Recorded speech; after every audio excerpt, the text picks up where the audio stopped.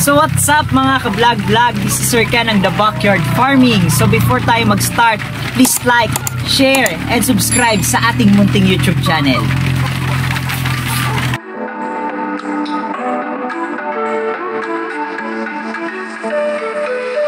So before tayo magsimula mga ka-vlog-vlog, nais ko munang pasalamatan lahat ng supporters ng The Backyard Farming. Mula noon hanggang ngayon, nandyan kayo para sumuporta sa ating munting YouTube channel.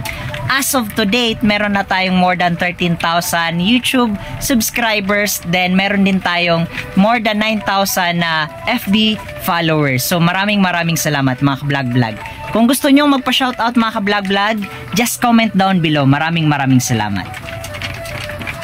So ngayon mga ka-vlog-vlog, pag-usapan natin ngayon kung paano tayo nagsimula sa ating munting egg production business. Ang daming nagtatanong mga ka-vlog-vlog kung mahirap bang magsimula ng egg production business. So ngayon mga ka-vlog-vlog, sasagutin natin ngayon yan sa ating bagong video. So samahan nyo ako mga ka-vlog-vlog, tara!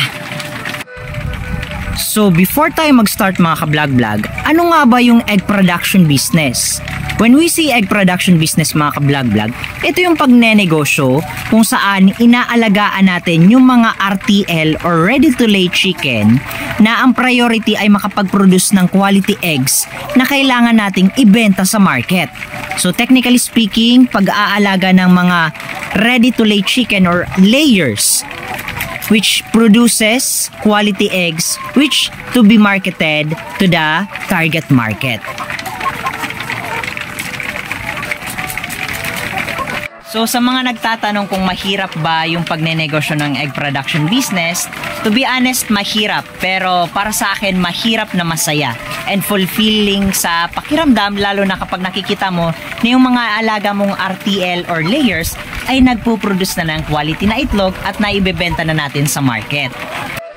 So hindi naman mga ka-vlog-vlog mahirap mag-alaga ng mga RTL or chicken layers, lalo na kapag alam mo na yung mga technicalities sa pag-aalaga ng mga alagang RTL. So kailangan mo lang alamin kung paano yung feeding program, tapos yung mga vitamins at syempre yung iba pang technicalities sa pag-aalaga ng RTL.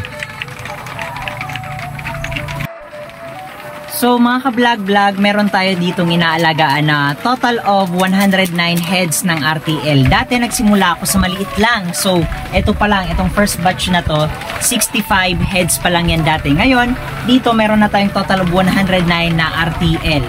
So technically, dati 65 tapos namatayan ako ng 6 kaya naging 59. Tapos bumili ako ng additional na 50 heads dito sa bagong batch natin. Ngayon may total ako ngayong 109 na RTL dito sa ating munting egg production business.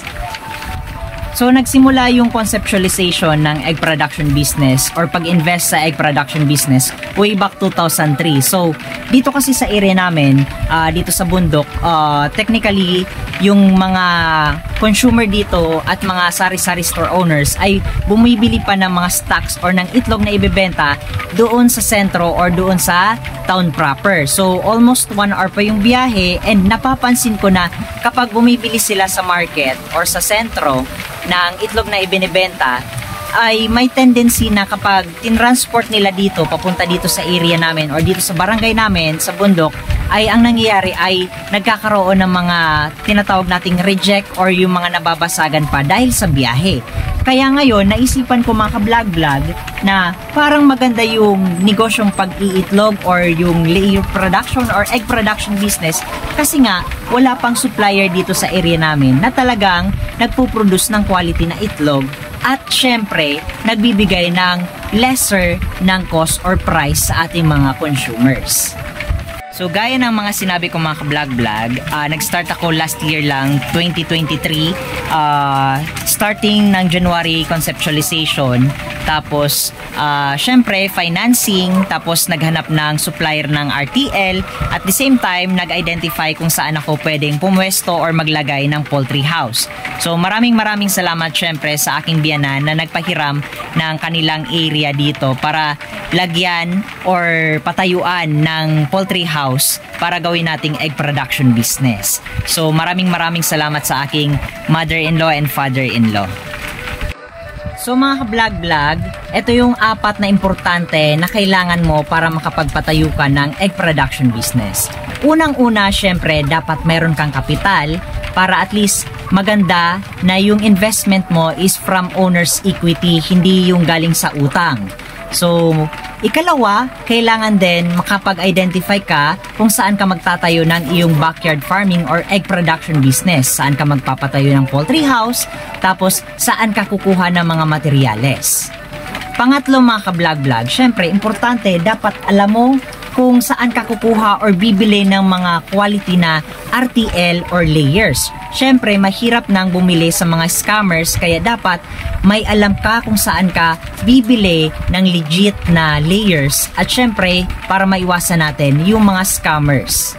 At lastly mga ka-vlog-vlog, yung pang-4, importante, alam mo yung mga technicalities sa pag-aalaga ng mga RTL. Importante po yan mga ka-vlog-vlog kasi may mga iba kasi na nag-invest agad sa pag-aalaga ng RTL na napapasubo at hindi nila alam yung mga technicalities kaya napapabayaan yung mga alagang RTL.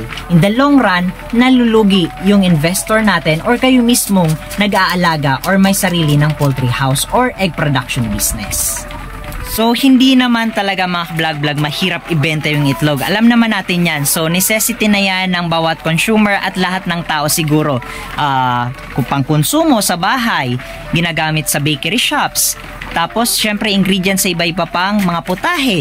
Syempre, pang ulam. So, hindi talaga mahirap ibenta yung itlog or yung produkto na maipoproduce ng egg production business.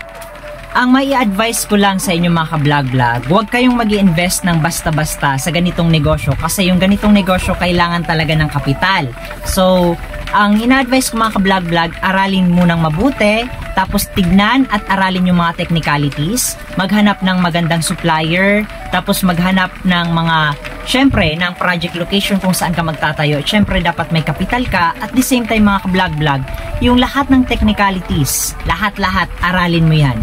Kung gustong matutunan mo yan mga ka-vlog-vlog, i-check mo na lang yung ating mga videos para at least malaman nyo yung ibang technicalities regarding sa egg production business. At the same time, yung technicalities doon sa iba pang aspeto ng egg production business sa pagpapatuka, yung sa lighting program, at syempre yung iba pang aspeto katulad sa pagpapagawa ng layer cages, tamang sukat, at syempre yung iba't ibang klase ng breeds na pwede mong alagaan sa egg production business.